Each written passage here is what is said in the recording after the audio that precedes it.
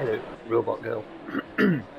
Right, so first thing I do is make sure your steering lock is right, because it can make your cars feel really weird if you've got it on the wrong setting, and they are like quite different.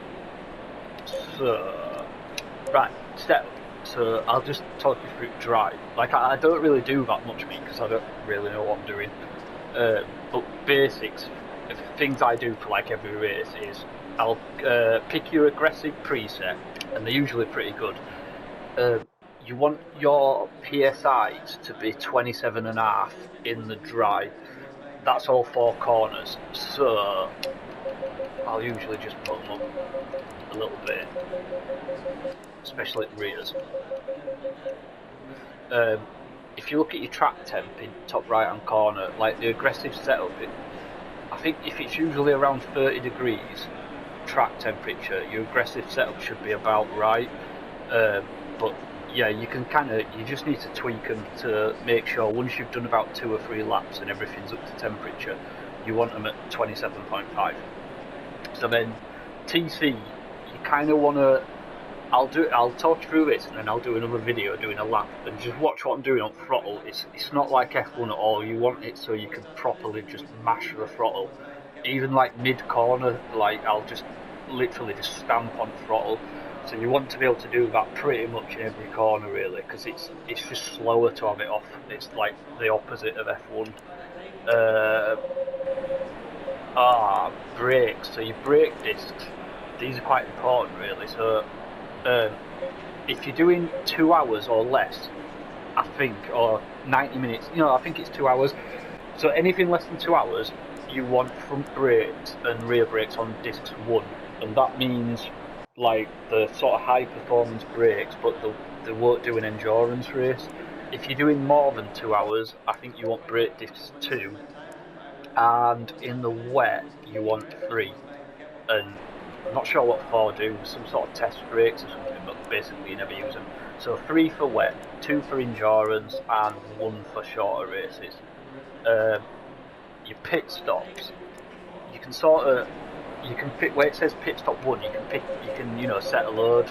So when you're flicking through your MFD thing, you can change like say you're out racing and track temperature changes and your tyre pressures are too low now, and you've set your pressures to sort of how it was when you started.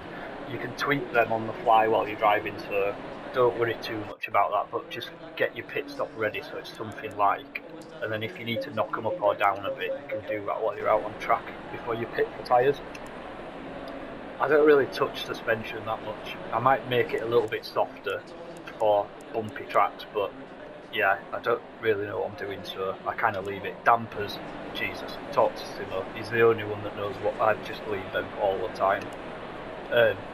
Your aero is, it's really important.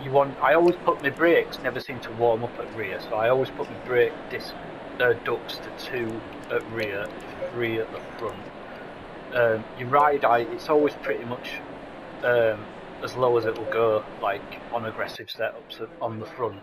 But they tend to, some cars, I think they like having a bit of a rake, but I usually knock the rear ride height down a bit. I think your rear wing, I don't think that really affects your top line speed. That's more your ride height. Your rear wing affects your balance. So can you see where it's got a percentage underneath the car, and it's just telling you where the aero balance is, so whether it's more on the front or more on the rear. So if you're understeering, basically change your rear wing so you've got more turning, or if you're oversteering, put more rear wing on. And that's pretty much it really. I don't really do much else. So I will do a lap, and you can see I think I'm doing about 57s I think now after that bop. So right, I shall be back with a lap.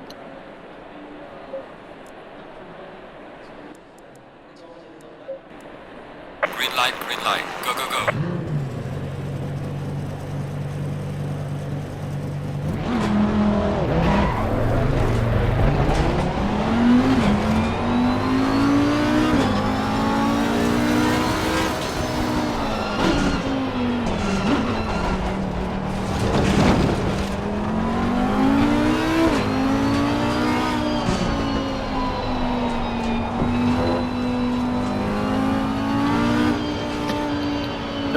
thing as well, I remember, like, practice your starts, because we use like a rigid thing that you've got to keep your car sort of within this little rigid thing. You can get it right if you don't do it right.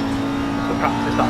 Make sure you practice your pit stops, because if you don't stop like exactly in your box, it shifts your pit crew around, so you can lose a couple of seconds.